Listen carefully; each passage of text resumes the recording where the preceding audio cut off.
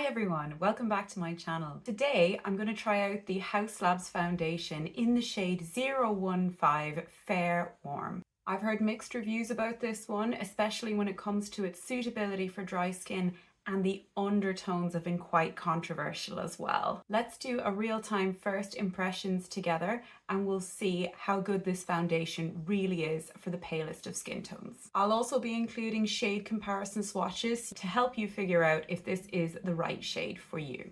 I've zoomed you in so you can see what I'm doing as I apply the foundation. Again, this is the shade 015 Fair Warm, which is the lightest shade apart from 100, which is a complete white. Now, the shades for the Haus Labs foundations, the undertones are actually reversed. So it's a bit like MAC Cosmetics. The warm shades have a pink undertone and the cool shades have a yellow undertone. So you need to be very careful when you're purchasing this foundation. I have a neutral cool undertone, so therefore I actually went for the warm shade. I'm going to apply half of this on my face on this side using a brush. I'm going to let it sit, see if it oxidizes, and then we'll do our shade comparison swatches while we wait for it to dry down. There is nothing on my skin apart from skincare. Whoa, that is a lot of coverage. That is crazy. That is not what I expected. I had read that this was a medium coverage. This is looking a lot stronger than medium to me, but maybe it'll sheer out as I continue to apply it. The shade is about the same color as my neck, which is generally what I look for. And although it's a warm undertone on the bottle, that means it has pink undertones in Haus Labs. I'm going to take a bit of that onto my forehead and we'll see what it looks like up there. This is one of my dry areas, so I'll be interested to see how it's going to look. Very, very natural as it sits on the skin. I'm waiting for it to sit in my smile lines, but not a huge amount of settling just yet. I'm going to take a slightly smaller brush just to get in and around my nose. I used 2 pumps and I've probably used 3/4 of a pump so far on this side of my face. It felt like it was going on kind of heavy or giving me loads and loads of coverage, but it's incredible how natural it actually looks on the skin. It's giving me a satiny finish. As you can see, that's gotten rid of any discoloration or unevenness in my skin tone. It's a perfect match for my neck. The texture is extremely smooth and easy to work with. I really like how that's blended out on my skin. It's quite a fluidy texture. As you can see, it's running around on my hand there, but it has excellent coverage. So I would say this is on the fuller side of medium, but just somehow looks so incredibly natural. Let's give this a little bit of time to dry down and we'll see if it's going to oxidize and go a bit dark or a bit orange. Okay, it's swatch time. Here we go. The very first swatch on my arm here is the foundation that I'm reviewing today, which is the Haus Labs foundation. The next foundation along is the Lisa Eldridge foundation, Seamless Skin foundation in the shade L2. The next foundation that's almost disappearing into my skin is the Shiseido Revitalescence Skin Glow foundation.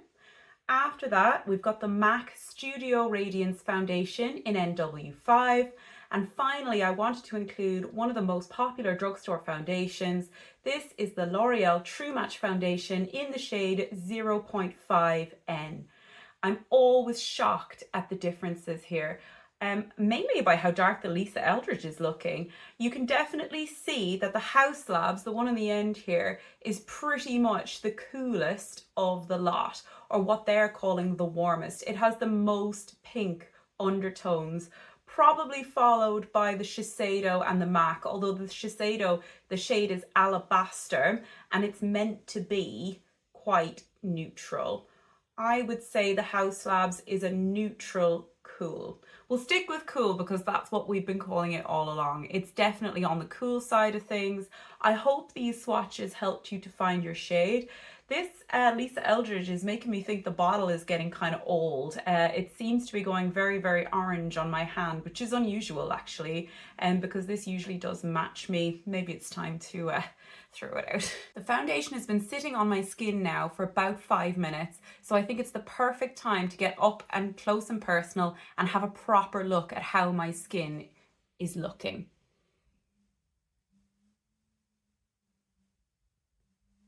The dry patches around my nose are not looking very dry. I'm not seeing much settling at all into my smile line. My smile line on this side looks roughly the same as this one.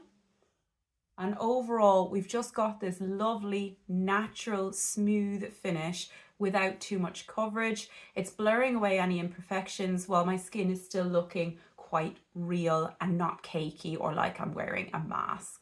I'm going to do the other half of my face now, and I think we're going to try a sponge this time.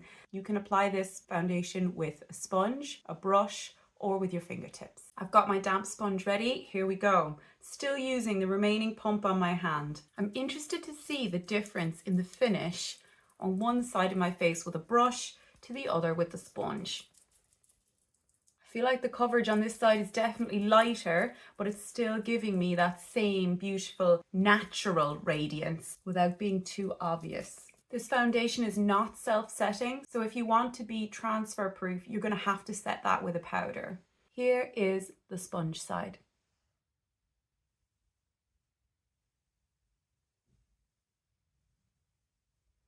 I think that's looking remarkably similar to my Shiseido foundation when applied with the sponge, whereas this is giving a slightly heavier look, not necessarily unnatural or cakey looking, but there's more of a look of makeup or foundation on my face, which I honestly don't mind. I'm actually just going to take the sponge now and go over my entire face so that I don't look a little bit mismatched. But again, here is the brush side.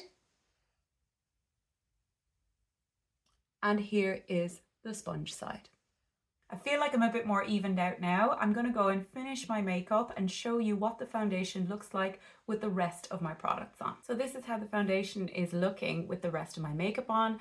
I kept it very simple with a little bit of highlighter and blush, and then just added some lipstick. I do also have the Haus Labs concealer under my eyes, and I've just set that with a little bit of the Catrice under eye brightening powder. So this is the final look. I will be back in a few hours after I've worn it in. I'll let you know what my final thoughts are about this foundation. So it's been about 3 hours now since I applied the foundation. I've been eating, drinking, talking, etc. It's also incredibly warm here. It's that kind of muggy, sweaty UK summer weather. So I feel like this has had a pretty good test run. I'm just going to come in a bit closer. I'm really impressed with how it's looking around my smile lines. I don't have foundation sitting in the creases around my mouth, so I'm really, really pleased by that.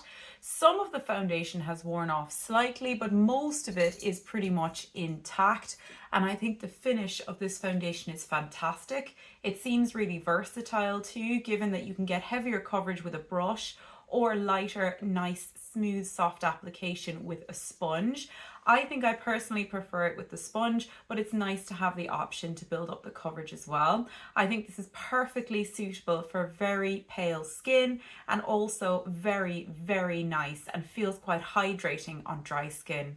I hope this has been helpful. Please do subscribe if you enjoyed the video, and I'll see you in the next one.